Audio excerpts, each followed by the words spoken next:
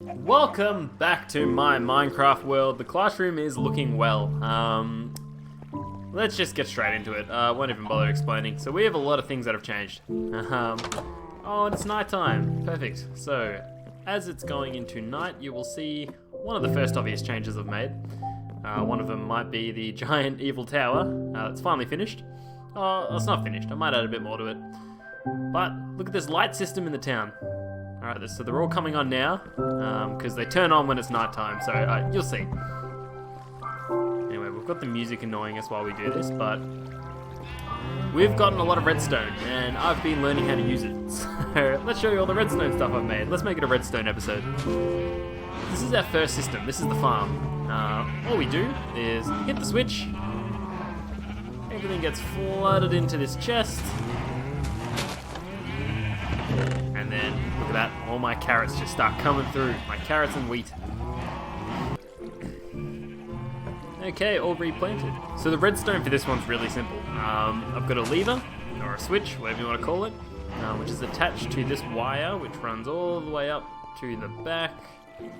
And all of this powers these trapdoors, which hold water. So once I hit the switch, water flows out and pushes all of my crops down into the chest below. So that's farming system number 1. Farming system number 2 is my sugarcane. So this is, I'm building a second floor, but basically the sugarcane grows. It goes in front of these little things, which are called observers, and when it sees something in front of it, it causes a switch to activate. And so I've connected all those switches to these pistons down the bottom. If you don't know what a piston is something that like goes... That's the best way I can describe it if you don't know what it is. But essentially, once the sugarcane grows high enough, it gets seen by the observers, and it pushes all the sugarcane out into the water, which goes into this chest. I recently cleaned it out. There's a whole bunch of random things in it, but anyway, it farms my sugarcane for me. I never have to touch it. And the last one is my melon and pumpkin farm. So we have pumpkins on this side, melons over here, and what happens? Essentially, the melons grow, and then they grow onto this stem, and the melons will grow in the space next to it.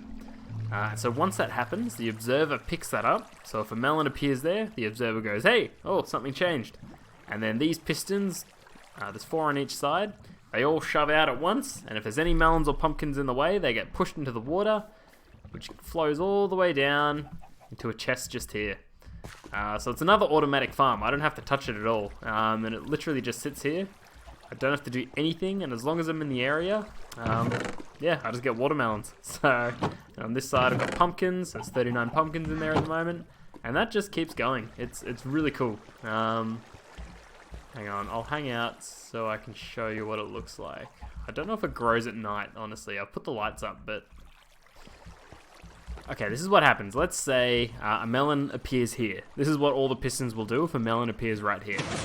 Oh, it just happened. Look, you see that? So that melon just went straight into the chest. It's right here. Oh, it just happened. Now, it's basically the same with my sugarcane farm. So I'm building the second floor of this, so this will be all up. It'll all start working eventually. But at the moment... Let me just pop that there. Alright, this is how the sugarcane farm works. And this is exactly the same. So... the sugarcane grows and grows. Here it's the second floor. Now once it gets one more higher, if any of these in the row hit the third bit, which is right in front of these guys. So again, notice the little like eyes on these. If they see a difference right in front of them, it'll activate all of these pistons below it. So watch. How good's that? So again, it builds up, it builds up, it builds up. As soon as one hits, and it all flows into the chest underneath. So that's all happening. I don't have to touch this at all, and it just keeps on going again and again and again and again. Now all these zombies want to come in and steal my amazing redstone networks. What are you doing out? Alright, so that's the base. The base is pretty much the same except for all of those changes, which are quite a big change. So this is my giant evil tower. The giant evil tower is gradually getting bigger and bigger. I'll give you a tour inside. So we head into the main hall. We come up. we head up to the outside. The outside loops around up this inside staircase, which keeps going up and up and up into this big precarious ledge, which takes us to the very, very tippy top. And I don't know what I'm going to do with this yet. I'll figure out something, but at the moment it's just the tippy top, and it takes a while to jump down. So I might need to make a little pond or something I can jump into. Maybe I can make that chicken. Hang on, let's try it. Oh no, I'm stuck. Oh gosh. Ah, whatever. Up. Yep. Yep. And up.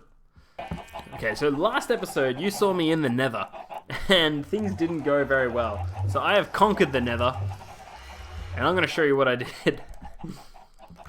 So let's jump into the nether first. Goodbye, normal world. Okay, so this is where I died. So the lava all fell down, it filled up this pit, and this pit's no longer good. But my portal's still here, which is the main thing. So I've kept that there. Now if we go over up this staircase, you will soon see another portal. Where does this portal end up? Well, I'm glad you asked. If we go through this portal,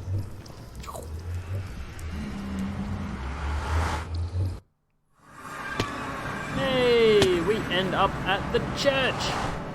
A beautiful church. Our church is back here.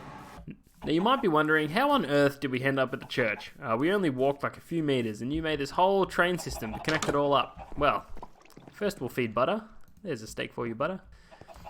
So in the overworld, every one step I take in the... Oh, sorry, hang on, start again.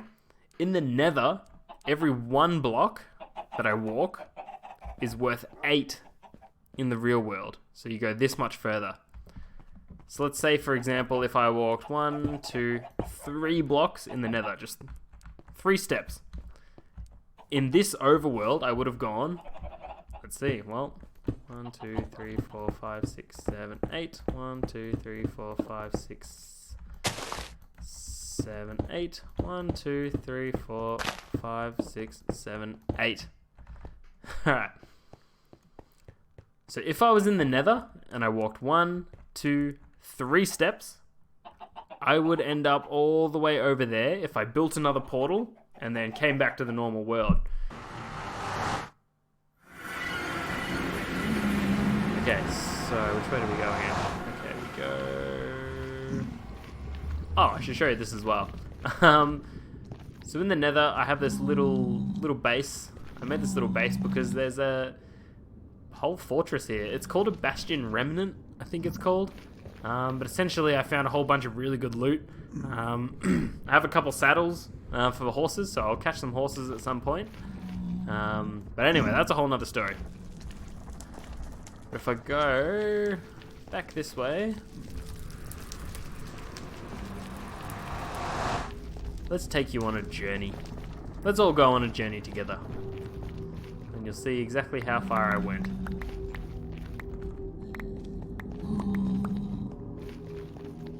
Okay, so we keep running. We ignore all these guys, they're fine. I love this song, by the way, it's so good. Run down this hallway. So keep in mind, I dug all of this. It took me a while. I went through many pickaxes.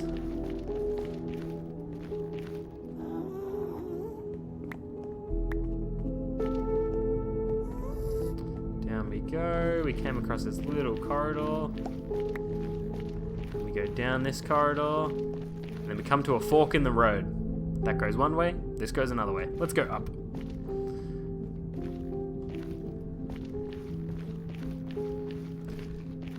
All the way up.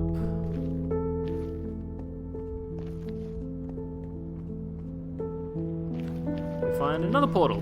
Now we built this portal, of course. So we take this portal. I just built this here. I'm like, yeah, this would be a good spot for a portal. And it put me right on this beautiful beach. Ah, look at this. There's coral everywhere. There's mountains behind me. A full vast ocean ahead of me. So now we've found the ocean, which is the main thing. I really wanted to find a spot with the ocean. So I built this little base here. So this is my little base camp. It's got a bed, it's got a chest for all my treasures. As you see, we've got a couple. There's a saddle. I found some diamond horse armor. So we can have a horse covered in diamond. Yes. And we've got all the things we need. I've been smithing irons. Put that away. Alright, so this is my little home away from home.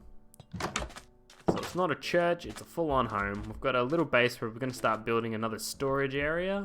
I've got some wheat growing, so I have some constant food. I've got a boat for adventures out into the ocean. But I'm going to show you what I'm most excited about. Oh, second most excited about. Hang on. Let's show you this first. So this is my second railway system. So we put a cart on here. And I've connected this whole system up with redstone to take me the whole way there. I've got a button here, so if we jump in, we push the button. Whee! Let's see where this goes.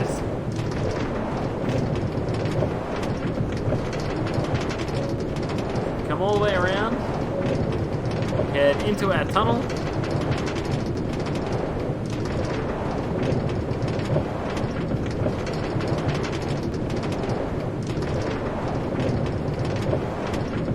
Through the mountain, up over the hill,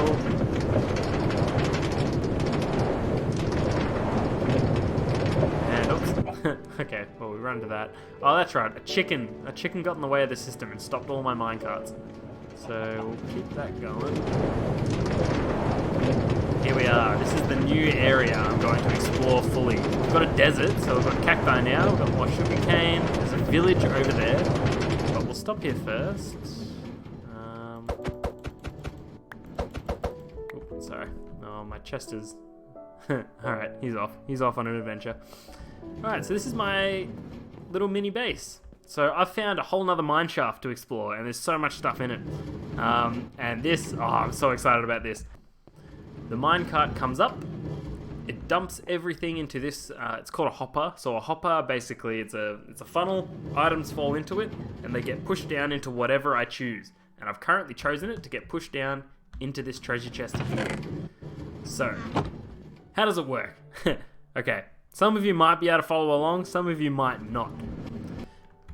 Okay, so the minecart comes up, and what it's going to do, this system is going to check whether or not there's anything in the minecart. So if I've put items in the minecart, or let's say if I throw a whole bunch of stuff there you go. It recognizes that. It's going to empty it into the hopper, into the chest.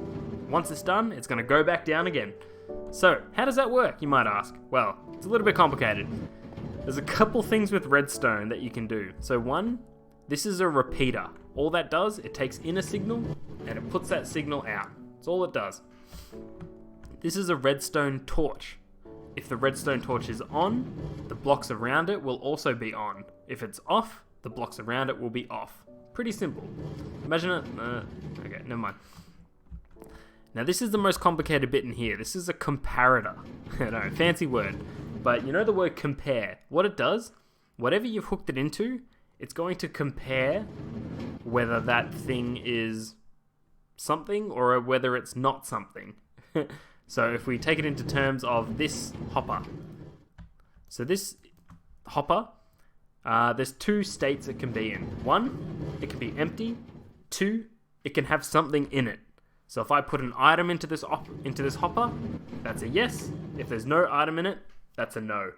Now if it's a no, then this rail is going to stay on the whole time. There's nothing in the hopper, the rail will stay on. How that works is, if there's nothing in the hopper, this switch stays off. This little thing in here, that stays off. Nothing in the hopper, that stays off. If that's off, great. Nothing happens. It means this stays on. Because at the moment, this torch turns on this block, turns on this repeater, turns on this block, keeps this rail on. The switch is on. Now, if I start throwing stuff on the track, watch what happens. That's turned on now. So if the hopper, usually it's off, but if it's on, tick. If it's on, this comparator will turn on, which will stop this signal from happening. It will turn the torch off. Again, if I throw some things, if the hopper is on, this torch turns off, which stops this rail from turning on. So it cuts the signal. As soon as the hopper's empty, everything turns on again, and the minecart keeps going up and down. So what that means is, if I throw a whole bunch of stuff in, and open my chest, keep an eye on the cobblestone there. See? It's filling up. As soon as that's done, the minecart goes off again. How cool is that? So what the, like, you might be asking, Mr. S, what are you on about? What's the point of all this nerdy stuff? Well, if I go down here, I have a treasure chest. If there's anything in this treasure chest, if the minecart goes under it, it drops a couple things down. So again, if I put all of my cobblestone in here, the minecart goes in, and it takes a whole bunch. See that? There's one thing left. When the minecart comes in, it'll steal it. Just wait. It's coming back. It's gone. It takes it up and goes back into that system I made up there. Alright, now if we jump back into the nether,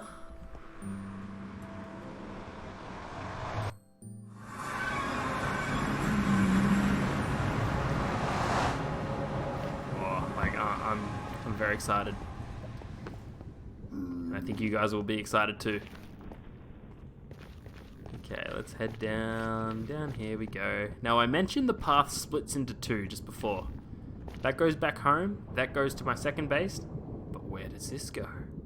Well, the reason I set up my base so close to here is because I've made a little mini base here. You might be asking, Mr. S, why did you make a mini base? Because out here is this thing. Now I know there's bastion remnants in the nether, which are kind of small little fortresses, but I think this is an actual fortress. I don't know. Because I know in the nether there are fortresses, and fortresses, they're basically gigantic castles in the nether.